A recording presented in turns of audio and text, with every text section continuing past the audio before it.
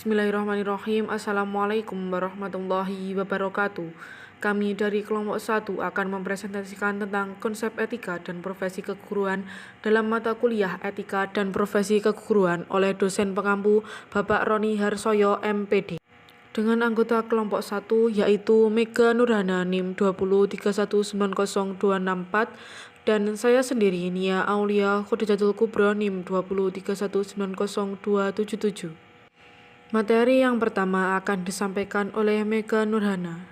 Kepadanya dipersilahkan. Pengertian etika. Secara bahasa, pengertian etika berasal dari bahasa Yunani yang berarti watak kesusilaan atau adat kebiasaan. Etika biasanya berkaitan erat dengan perkataan moral yang merupakan istilah dari bahasa Latin. Berarti juga adat kebiasaan atau cara hidup seseorang dengan melakukan perbuatan yang baik atau kesusilaan dan menghindarkan hal-hal tindakan yang buruk. Sedangkan menurut para ahli, menurut K. Bertins, etika itu berarti ilmu tentang apa yang biasanya dilakukan atau ilmu tentang adat kebiasaan. Menurut Sugarda Purbakawatja, etika adalah filsafat nilai, pengetahuan tentang nilai-nilai, ilmu yang mempelajari soal kebaikan dan keburukan di dalam hidup manusia semuanya, terutama mengenai gerak-gerik pikiran dan rasa yang merupakan pertimbangan dan perasaan sampai mengenai tujuan bentuk perbuatan. Yang terakhir, menurut Sia, mendefinisikan etika sebagai prinsip-prinsip bertingkah laku yang melekat pada setiap individu. Selanjutnya yaitu konsep etika dalam Islam. Etika dalam Islam merupakan misi kenabian yang paling utama setelah pengesaan Allah Subhanahu wa taala. Dalam hal ini Rasulullah pernah bersabda bahwasannya aku diutus untuk menyempurnakan akhlak yang baik. Konsep etika yang baik menurut pandangan Islam haruslah berpijak pada keimanan. Persoalan etika berhubungan dengan eksistensi manusia di bumi ini dengan segala aspeknya, baik individu maupun masyarakat, juga dalam hubungannya dengan Tuhan melalui agama. Agama memberi pedoman kepada manusia bagi tingkah lakunya.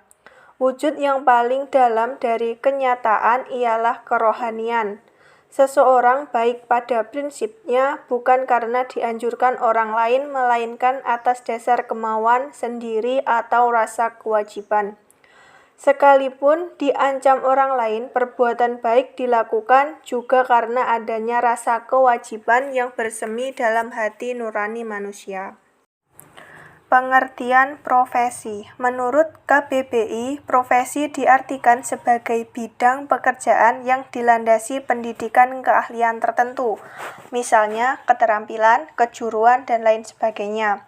Hal ini memperlihatkan bahwa meskipun profesi itu merupakan sebuah pekerjaan, namun tidak semua pekerjaan merupakan profesi.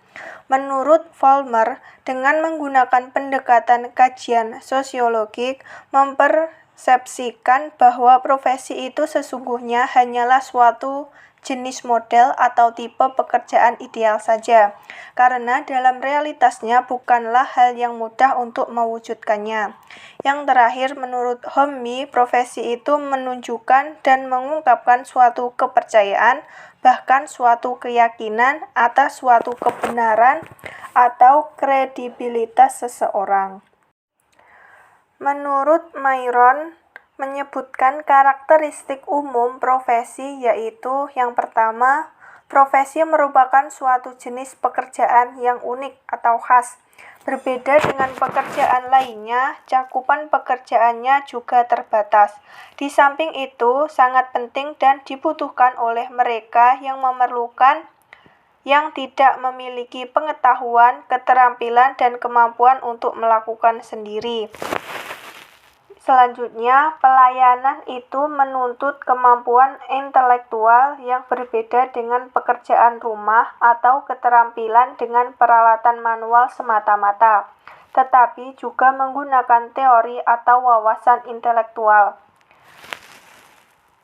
Karakteristik selanjutnya, perolehan kemampuan dan penguasaan kompetensi memerlukan pelatihan-pelatihan khusus yang memerlukan waktu lama, bisa mencapai 5 tahun ataupun lebih.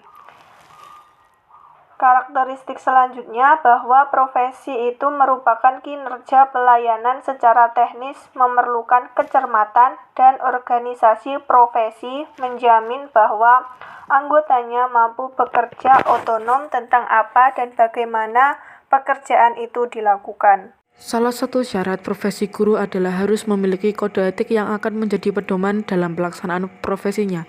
Tujuan merumuskan kode etik dalam suatu profesi adalah kepentingan anggota dan kepentingan organisasi itu sendiri. Menurut National Education Association, syarat guru sebagai profesi terpenuhi memiliki kriteria, yaitu jabatan yang melibatkan intelektual, 2. Jabatan yang menggeluti suatu batang tubuh ilmu khusus. 3. Jabatan yang memerlukan persiapan profesional yang lama atau bandingan dengan pekerjaan yang memerlukan latihan umum berkala. Maksud dari syarat profesi adalah yang pertama, memiliki spesialisasi ilmu dengan latar belakang yang baku.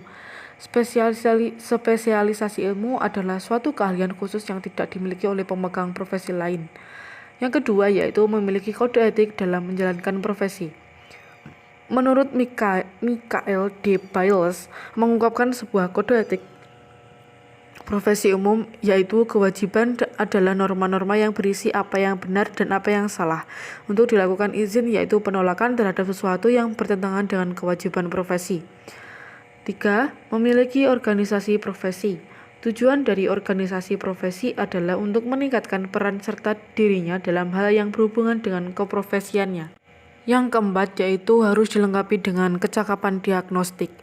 Kecakapan diagnostik adalah kecakapan dalam mengidentifikasi masalah yang bersangkutan dengan klien atau masalah yang berkaitan dengan teori dalam bidang profesinya.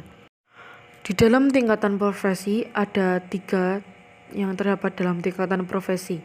Yang pertama yaitu tingkatan capability adalah guru diharapkan memiliki pengetahuan, kecakapan, dan keterampilan serta sikap yang lebih mantap dan memadai sehingga mampu mengelola proses pembelajaran secara efektif.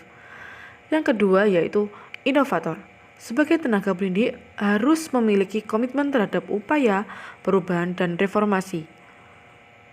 Yang ketiga yaitu developer. Adalah guru harus memiliki visi, misi, keguruan yang mantap dan luas perspektifnya.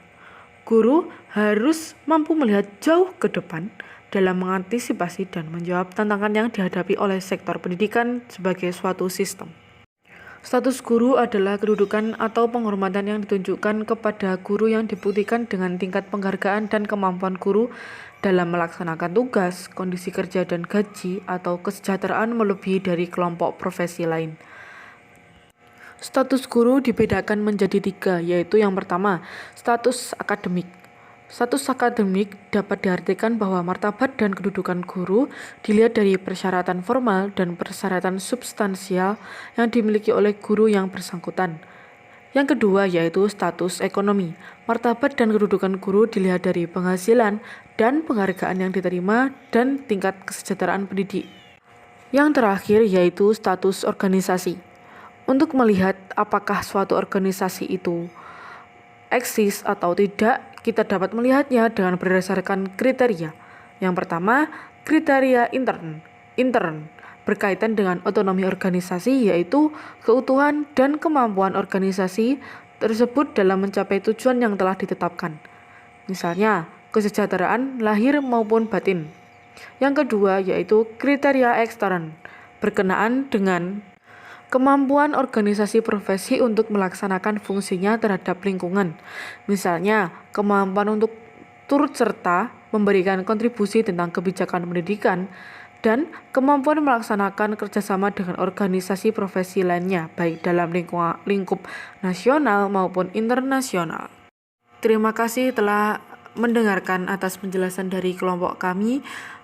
Mohon maaf jika ada perkataan maupun perbuatan yang telah kami perbuat disengaja maupun tidak disengaja. Wallahul muwafiq ila aqwamit thoriq. Wassalamualaikum warahmatullahi wabarakatuh.